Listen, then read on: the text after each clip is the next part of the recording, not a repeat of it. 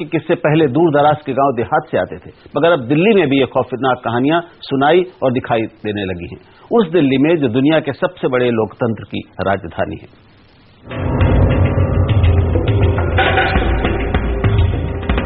Honour killing के नाम पर चल रही जानलेवा रस्मों को देखकर तो यही लगता है कि इंसान की जान बेहद सस्ती हो गई है। रविवार को दिल्ली में मोनिका और कुलदीप की लाशें मिली।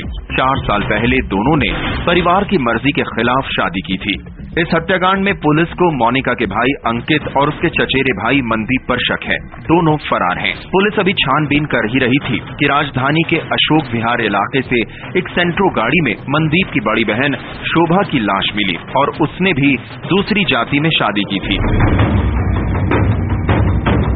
DL8CL 2006 इस गाड़ी में एक लेडी की लाश मिली है, महिला की लाश मिली है, जिसका नाम शोभा बताया जा रहा है। ये वही शोभा है जो अभी कुछ दिनों पहले ही जो रविवार को हत्याकांड हुआ था उसमें उसके भाई मनदीप का रोल बताया गया था। ये यहाँ पर और इलाकाई लोगों ने करीब सुबह 8 बजे यहाँ पर फोन किया क्योंकि लगातार यहाँ से बदबू आ रही थी।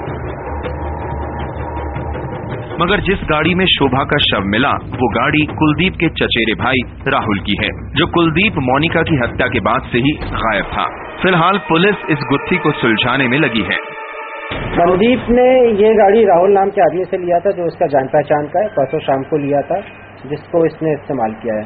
तीनों हत्या एक कड़ी का ही अंजाम हो सकती है इसमें, लेकिन हम अभी तार जोड़ रहे हैं क्या रीजन है। बाकी सस्पेक्ट हमने कुछ आइडेंटिफाई किए। मनदीप की छोटी बहन खुशबू पुलिस के संरक्षण में है। पुलिस का कहना है कि राहुल ने कुलदीप और मोनिका को मिलाने, उनकी शादी कराने में मदद की थी, जिस कारण मोनिका के भाइयों ने उसे काफी पीटा भी था। और अब राहुल की गाड़ी से मोनिका की चचेरी बहन शोभा की लाश मिली है। परिवार की इज्जत के नाम पर भाई बहन का हत्यारा बनने को तैयार है। गाँव में अगर खाप पंचायतें प्यार करने वालों के खिलाफ खड़ी हैं और गाहे बगाहे मौत का फरमान सुनाती रही हैं, तो वहीं दिल्ली जैसे महानगर में भी प्यार करने वालों के अपने ही उनके दुश्मन बन गए हैं। भाई का दर्जा रक्षक का माना जाता है, लेकिन ऑनर किलिंग के नाम पर भक्षक बने भाई की इस करतूत ने सभ्य समाज के दोहरेपन को सामने ला दिया है। यहाँ कथनी और करनी का अंतर साफ देखा जा सकता है। कैमरामैन अबूतला के साथ विप्लव अवस्थी, CNEB, दिल्ली। प्यार या विवाह क्या दो बालिग लोगों का निजी मामला नहीं है? अगर परिवार की इज्जत का बहाना ज्यादा जरूरी है तो अपने ही बच्चों की जान लेकर जेल जाने पर क्या वो इज्जत बची रह जाती है? दिल्ली के मामले की बात करें तो लाशें जिन हालात में पाई गई और उसके बाद एक और लाश मिली, उससे सवाल एक सामने आ रहा है कि क्या ये वाकई सिर्फ ऑनर किलिंग का मामला था? हमारे साथ हैं सामाजिक कार्यकर्ता नरेश कादियान। नरेश जी, आपका स्वागत है। अभी कुछ दिन पहले ही हमने पिछले हफ्ते ही बात की थी खाप पंचायतों की और उस समय भी मामला यही था। ये जो तब हम बात कर रहे थे खाप पंचायतों की, गाँव की, मूलतः एक ग्रामीण समाज के मर्यादाओं की बात और उसमें जो हत्याएं हो रही थी दिल्ली जैसे शहर में, और ये खासे संपन्न लोगों के परिवार का मामला है जो ये आया, 3 हत्याएं हुई हैं। ये कैसे देखते हैं इसको आप? ऐसा राहुल जी, ये जो मामला है तो ये शुक्रगुजार हूं मैं कि खाप पंचायतें इसमें दोषी नहीं गई। ये आपकी रिपोर्ट है कि खाप पंचायतें दोषी नहीं है।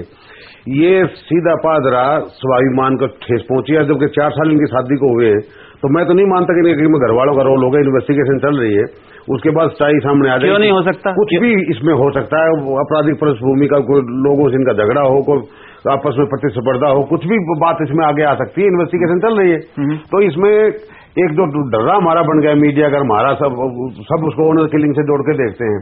जो अभी आपकी रिपोर्ट में देख रहा था, इसकी एक पहले वाली लड़की उसने इंटरकास्ट की, दूसरी वाली लड़की जो कल गाड़ी में मिली है ये भी इंटरकास्ट करके आई है।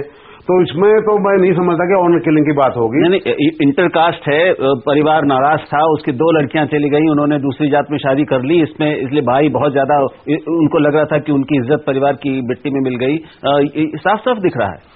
ये राहुल, जो पिछली रिपोर्ट मैंने देखी है उन रिपोर्टों से ये झलकता है कि इनका समझौता इनका हो चुका था आपस में। जो लड़की वाले इनका घर में आना जाना था, और जब ये हस्बैंड वाइफ मरे हैं उस दिन उनकी सालगिरह बताते हैं, घर वाले खाना लेके इनके पास आए हैं।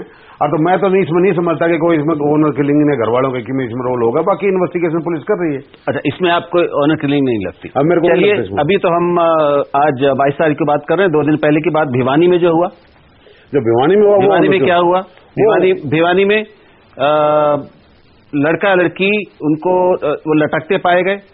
उसके लड़की के पिता को, उसके भाई, चाचा और चाचा के लड़कों को, उनको वो सब फरार हैं, उनके खिलाफ केस दर्ज हुआ है। ये क्या है?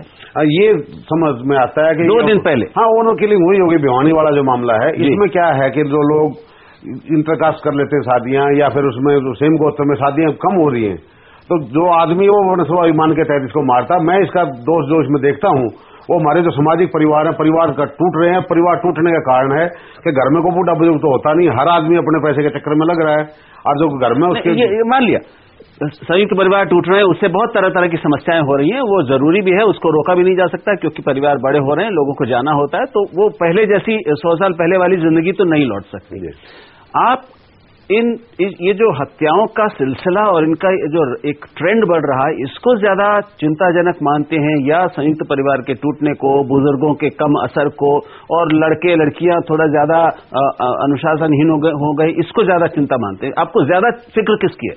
हमें ज्यादा फिक्र है जी जो हरियाणा को या भारत को जो अमेरिका बनाने चले हैं, कि इतना जो पर्दा, शर्म, लिहाज ये हमारे जो कल्चर में है, तो वो तो थोड़ी बहुत रहनी चाहिए। पेरेंट्स की, माँ बाप की, भाई बहनों की, आस पड़ोस में लड़की का गहना है, थोड़ा मान सम्मान और को दे, उनसे मान सम्मान ले।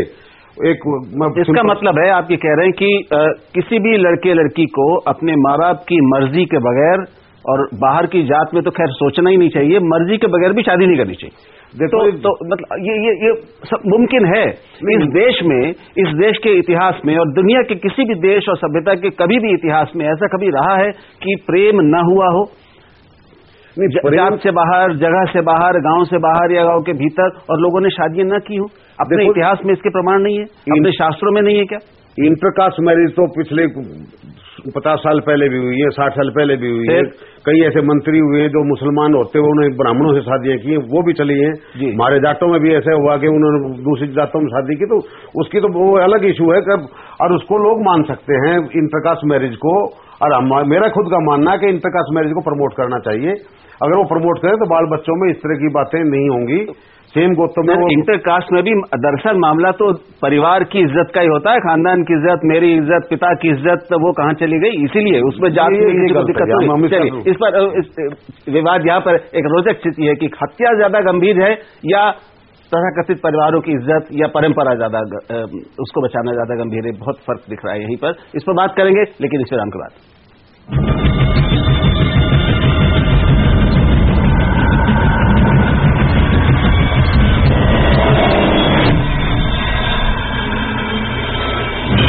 हमारी बेटी पर्दे पर रिश्तों की कहानी, हरकत तो इसने की है।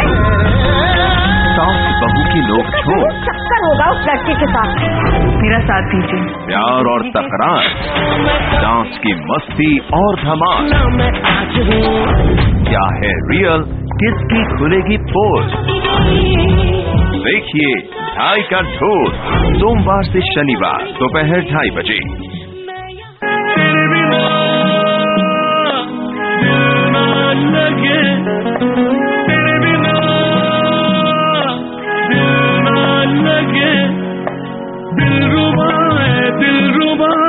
दिल कहे तू सुन जरा, सुन जरा, तू सुन जरा, दिल की सजा तेरे तेरे तेरे बिना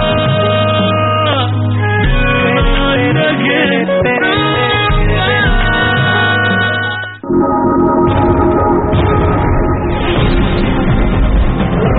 रफ्तार का बुखार, रफ्तार की धार, एक से एक कार, 2 पहिए और 4 पहिए की शान। किस गाड़ी में कितनी है जान?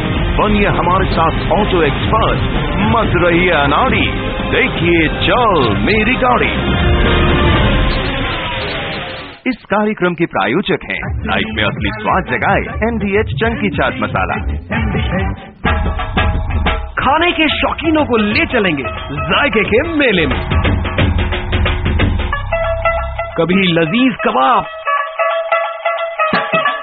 तो कभी चटपटी चाट, शहर शहर और गली गली, हर बार लेंगे हम कुछ अलग स्वाद।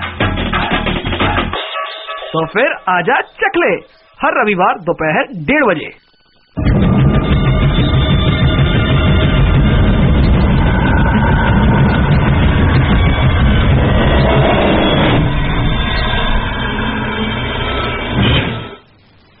और ये ऑनर किलिंग है या कुछ और अगर ये हैं तो क्यों बढ़ रही हैं, इस पर बात करने के लिए हमारे साथ नरेश कादियान पहले से जुड़े हुए हैं। हमारे साथ अभी जुड़े हैं इस पूरे मामले को, ऑनर किलिंग के मामले को सुप्रीम कोर्ट में ले जाने वाले वकील और शक्ति वाहिनी संगठन के कार्यकर्ता रविकांत हमारे साथ स्टूडियो में है। रविकांत, आपका स्वागत है। और हमारे साथ रोहतक से है हमारी जानी मानी और हरियाणा की महिलाओं के लिए संघर्ष करने वाली सामाजिक कार्यकर्ता जगमती सांगवान। जगमती, आपका भी स्वागत है। जगमती फोन पर है, इनसे बात करें। इससे पहले सुनते हैं कि आज केंद्रीय सूचना प्रसारण मंत्री अंबिका सोनी ने इस पूरे मामले पर क्या कहा है। नौजवानों के कत्ल हो रहे हैं, नौजवानों को खत्म किया जा रहा है, इसके बारे में सुनते आए हैं। तो मैंने इस बात पर ऑनर किलिंग जो कहा जा रहा है आज, उसके बारे में अपना विरोध जाहिर किया है। हमें अपने हाथ में कानून लेकर लोगों की हत्या करनी शुरू कर दें, कुछ जात के नाम पर, बिरादरी के नाम पर, गोत्र के नाम पर, ये इस देश में कैसे चल सकता है? इसकी तो मैं सख्त निंदा करना चाहती हूँ। निंदा लगभग सभी लोग कर रहे हैं। रविकांत, ये बताएं कि आप लोग संगठन इस मामले को ले गए सुप्रीम कोर्ट, क्या वजह थी और क्या आपने कोर्ट से कहा? क्योंकि कोर्ट ने केंद्र को और उसके अलावा 8-9 राज्यों को नोटिस भेजा है कि वो लोग इसको, राज्य सरकारें और राज्य कुल मिला के रोक क्यों नहीं पा रहे? देखिए, हम लोग सारे केसेस को स्टडी कर रहे थे और उसमें हम लोगों को जब स्टडी किया तो उसमें पता लगा पुलिस एक रिएक्टिव रोल प्ले कर रही थी, पुलिस प्रोएक्टिव रोल नहीं प्ले कर रही है। क्या हो रहा है कि ये सारे कपल्स, मोस्ट ऑफ देम, इन लोग कंप्लेंट फाइल करते हैं पर पुलिस इसको लाइटली लेती है। क्या कंप्लेंट फाइल करते हैं? कि हमें प्रोटेक्शन प्रोवाइड किया जाए। वो हाई कोर्ट से कितने लोग जाकर के प्रोटेक्शन लिए, पर क्या होता है कि पुलिस उसको बहुत ही लाइटली लेकर के, due to lack of political will, जैसा कि कल हम लोगों ने सुप्रीम कोर्ट में भी कहा था कि पॉलिटिकल विल नहीं है और इसलिए पुलिस के भी लोग जो हैं रिएक्टिव रोल प्ले कर रहे हैं। अगर मर्डर हो गया तो वहां पहुंच करके तफ्तीश कर रहे हैं, पर प्रोएक्टिव रोल होता है, जो एक्टिव पुलिसिंग होती है, वो हो नहीं रही है कि कहीं विवाद है तो वहां जाकर के विवाद को सुलझाना। मानता हूं कि सामाजिक विवाद है, इसमें समाज को सोचने की जरूरत है, पर क्राइम को रोकने के लिए पुलिस को प्रोएक्टिव रोल प्ले करना चाहिए और वो कपल्स को बहुत ज्यादा हैरासमेंट हो रहा है। पुलिस की जो रवैया है ये किस वजह से? क्या उसके पास, एक मिनट, क्या उसके ऊपर काम का दबाव बहुत ज्यादा है, पुलिस वाले कम है? हम जानते हैं कि वो पहले ही कम है, देश में जितने होने चाहिए उनसे नहीं है, या ये पुलिस के अपने एटीट्यूड का, दृष्टिकोण का भी मामला? इसमें दो चीजें हैं। पुलिस वालों के अपने संस्कार, एक तो दो चीजें हैं। एक तो पुलिस के लोग खुद भी इस विचारधारा को, जो बातें हो रही हैं, इसको कहीं ना कहीं मौलिक रूप से इस पर बात में एग्री हैं कि गोत्र वाली बातों पे। पर जहां तक बात आता है, जब मैं एक्टिव पुलिसिंग की, प्रोएक्टिव पुलिसिंग की बात कर रहा हूं, तो बात यह आ रहा है कि वो इसलिए एक्टिवली नहीं कर रहे हैं क्योंकि पॉलिटिकल विल है नहीं। अभी तक एक deafening silence to this horrendous crimes है, एकदम साइलेंस है। पॉलिटिकल लीडरशिप ने एक स्टैंड नहीं लिया, यहां तक कि इतने सारे क्राइम्स कैपिटल में और हरियाणा में होने के बाद भी हमारे जो कांग्रेस पार्टी के लीडरशिप है, अभी तक इस पे कंप्लीट साइलेंस है। ये साइलेंस जो है डेफनिंग है और आज हर लोग पूछ रहे हैं कि आखिर क्यों ये चुप्पी है। ये वोट बैंक के कारण चुप्पी है। बहुत अहम चीज, हम जगमती के पास चलते हैं। जगमती, आपने सुना रविकांत क्या कह रहे हैं? आपने भी पहले भी इस बात को उठाया है कि हमारी राजनीतिक पार्टियों में और जो लोग सत्ता में बैठे हैं उनमें इच्छा ही नहीं है और इच्छा शक्ति नहीं है इसको लड़ने की, इसलिए वो चुपचाप बैठे हुए हैं। और ये उनकी चुप्पी दरअसल हाथ और इरादे मजबूत करती है उन लोगों के जो ये हत्याएं करते हैं, करवाते हैं, उनका आदेश देते हैं या हत्या से पहले की जो भी यंत्रणाएं होती हैं वो देते हैं। क्या वजह है कि इतने इस 21वीं सदी में आने के बाद भारत का प्रगतिशील नेतृत्व और हरियाणा जैसे राज्य में जहां पे बड़े प्रगतिशील और बहुत संपन्न लोग हैं, राजनीतिक लोग भी, ये पुरातन, मतलब 15वीं-16वीं शताब्दी की सोच अभी भी चल रही है और लोगों को मार रही है?